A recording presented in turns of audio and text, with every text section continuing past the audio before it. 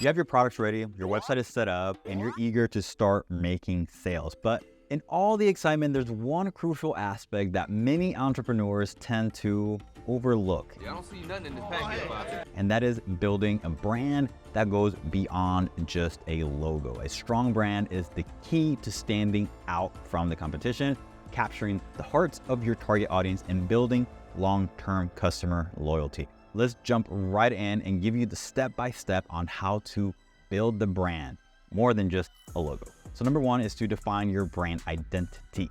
To create a memorable brand, you need to start by defining your brand identity. This involves understanding your target audience, your mission, and the unique value that you're offering to your customers. Some questions that I like to ask when I'm determining these things is, who is your ideal customer? Got to keep the customer satisfied. What are their needs? What are their desires? What are their pain points? Even going deeper than that, and where do they live? How old are they? Do they have kids? What are their demographic, psychographic data that you need for, to create this ideal customer? And something that I also like to do is just think about one person. Just build out one person. You don't have to do a whole bunch of stuff. Just do one person and go from there. Another question that you could ask is, what sets your products apart from your competitors? I'm the best. Knowing this information is going to be very, very beneficial in the future for a lot more things. But right now, you're just looking for just a few things, right, that sets you apart from other people. And then what value do you provide? If you have a clothing store, are your clothes using different materials? Are they using a different blend, right? Is it moisture wicking? Is it X, Y, and Z? Or do they have longer sleeves, right? These are things that the customer definitely wants to know at the end of the day, and things that you must know in order to be able to talk the talk when it comes to the website, email, social media, etc. Something else that you want to think about when you're defining the identity is the brand's personality. So are you going to be talking to your customers in a playful manner, professional, eco-conscious?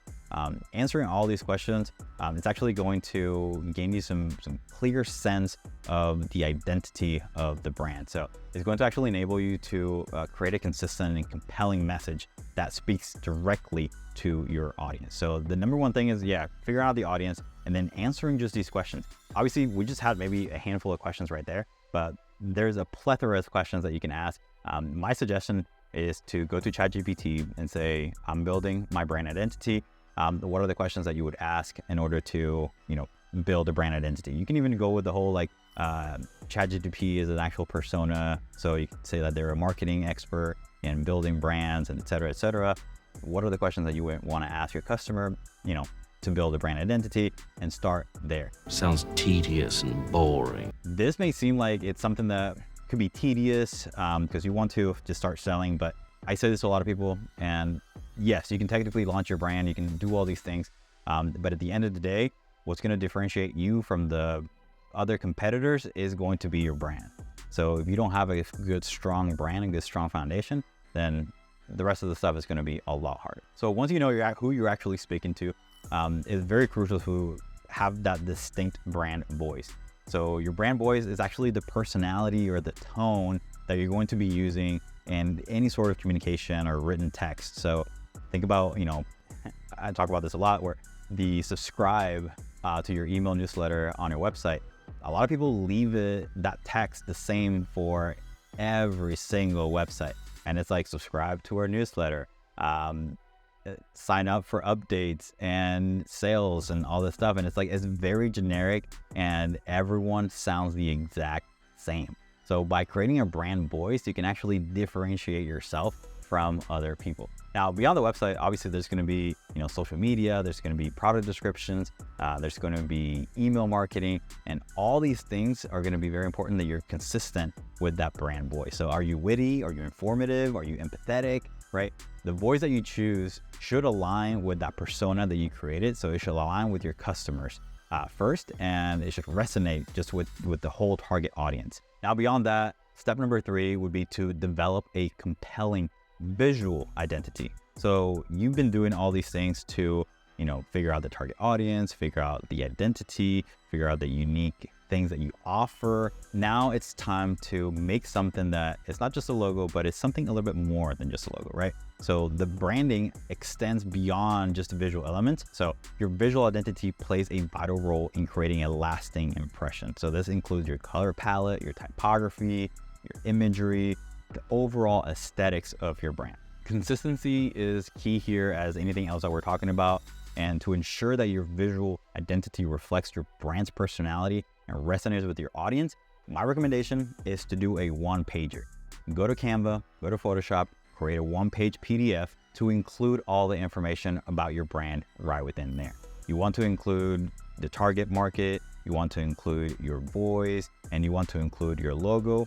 Beyond just the logo, you want to include different options for your logo. So if you have a horizontal logo, you want to make sure that you have a vertical stack version of that logo. You want to make sure that you have a black and white version of that logo.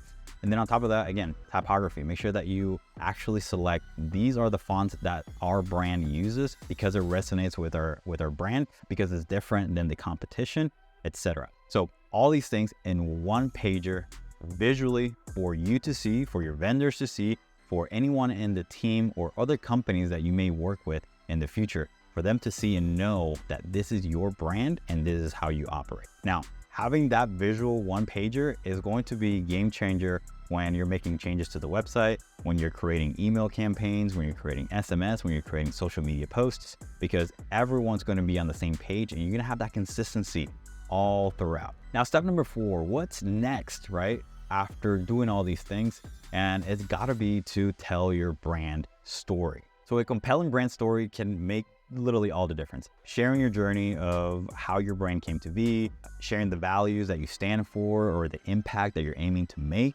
That's the most amazing story I ever heard. Authentic storytelling helps customers connect with your brand emotionally, fostering trust and loyalty. This is something that I don't see a lot of people doing, and they tend to ignore, right, the about page.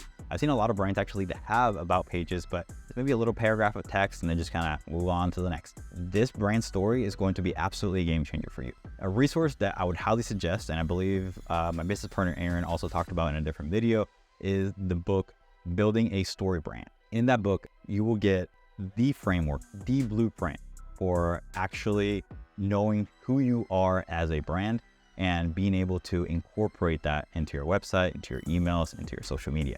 Now, if you're interested in building a brand story beyond the book, you can also use ChatGPT again and do the same process that you did before. Ask them what are some questions that someone would ask if they were building their brand story. You will get a ton of ideas. I just did this just now and I got 10 different questions. What inspired you to start your business? What's a problem or challenge that you identify in the market? So this will definitely give you the information or the questions that you need to at least get started with something, and then, tweak and enhance along the way. Beyond just having the brand story, also having a brand story video will be very, very powerful for, again, your website, your social, your email, etc. Now, what goes beyond all this, number 5, is to build a cohesive brand experience. So we're just talking more about the consistency, right? So every interaction that your customer has with your brand should be consistent. So again, from the website design to your packaging, to customer support, email, you need to ensure that your brand experience aligns with your identity, creating a seamless and delightful journey for your customers. And all we're saying here is that consistency with the brand is what's really going to keep you moving forward after you figure all these things. All these things that we're talking about here are things that you need to do sort of once and then review maybe once a year to make sure that we're still being aligned with what our customers need. And then at the end of the day, what needs to happen is consistency. Consistency in your messaging, consistency in your branding, consistency on your website, consistency on email. Hey, if you like what you see so far, please consider liking and subscribing. Now, this is the one thing that you need to do right before you actually launch your store. And right after that, you need to select a theme. My recommendation for every store owner is to select this video next, so you can actually learn a little bit about the best themes out right now that you should use for your clothing store.